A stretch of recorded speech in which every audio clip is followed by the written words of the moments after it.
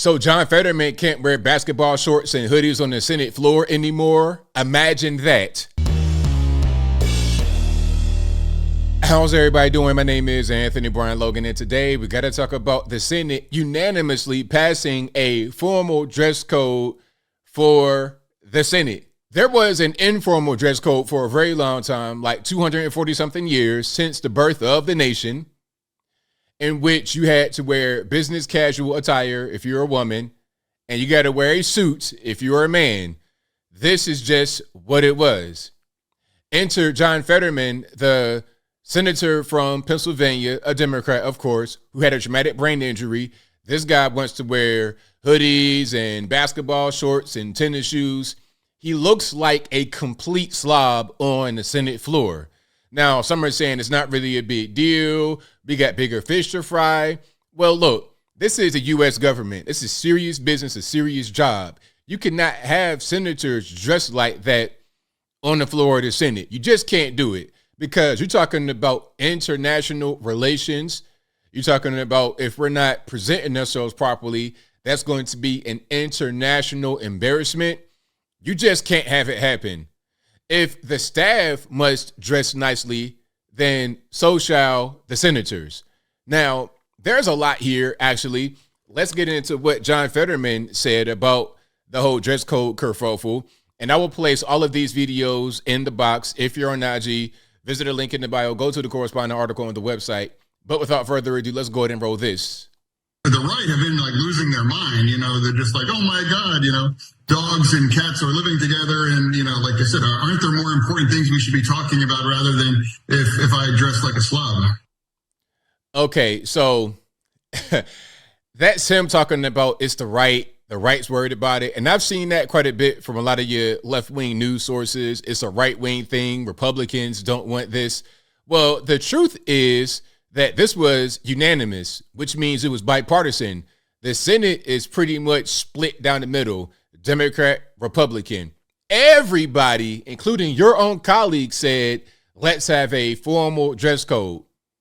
Everybody said it, not just the Republicans, because if it was just the Republicans, it went in the past. Everybody unanimously said it.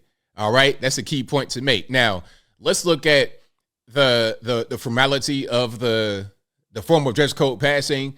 Then we're going to get into a little bit more. Mr. President, Majority Leader.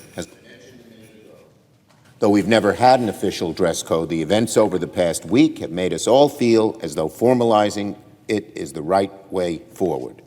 And so, I ask unanimous consent the Senate proceed to the immediate consideration of S-Res 376 submitted earlier today. The clerk will report. S-Res 376, clarifying the dress code for the floor of the Senate. Is there objection to proceeding to the measure? Without objection, the Senate will proceed. I ask unanimous consent the resolution be agreed to and the motions to reconsider be considered made and laid upon the table with no intervening action or debate. Without objection. No objection, unanimous. There you have it. And so it is. There it is. There was no debate. Federman didn't speak up. No Democrat spoke up. And your main man right here, this is obviously your Senate Majority Leader Chuck Schumer. He was the one that rescinded the informal dress code to begin with. Now he's right back on the floor to make it formal. All right, let's check out some more here. Here's a news clip from what's this? USA Today or NBC? One of those. Y'all know. A little more than a week after ditching its informal dress I think that's CBS. code, the U.S. Senate is bringing back jackets, ties, and long pants. It passed a resolution yesterday making business attire a requirement for male senators. The measure did not spell out what women should wear. Senate Majority Leader Chuck Schumer had dropped the code, apparently in defense of Pennsylvania Senator John Fetterman. Fetterman had been wearing shorts and hoodies since returning to the Senate after treatment for depression. But Schumer now says formalizing a dress code is, quote, the right path forward. Now, let's pause for a minute. I think that might be the whole video right there. And this is NBC. Women have to dress business casual. And that was changed in 2017. I did a video about that where I said before they couldn't wear sleeveless dresses. So they have a more relaxed dress code, but they still must dress nicely. You can't go to the Senate floor dressed like you're about to go to the club or you're about to go to bed. Bonnets and just ridiculous nonsense you can't wear on the Senate floor if you're a woman. But the men, you see my man right here, Al Roker, dressed like that. Suit, tie, jacket, pants, shoes. Real simple. Nothing that's really that difficult to understand. All right. Now, let's hear what my main man from West Virginia, Joe Manchin, let's hear his reaction to the whole thing. And I think he had a pretty good take on it. Let's go ahead and check it out.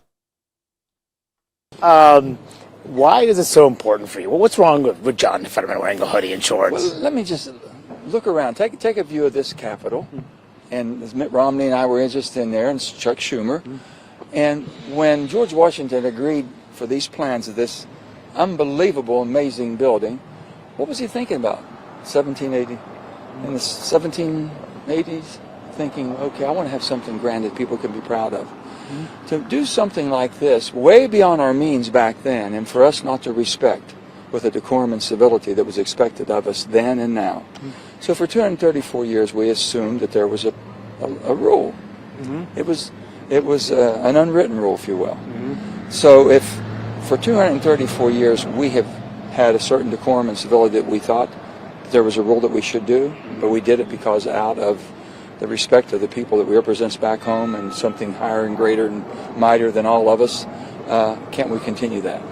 And I spoke with Senator Fetterman. He was very kind, and we talked about this and that and that.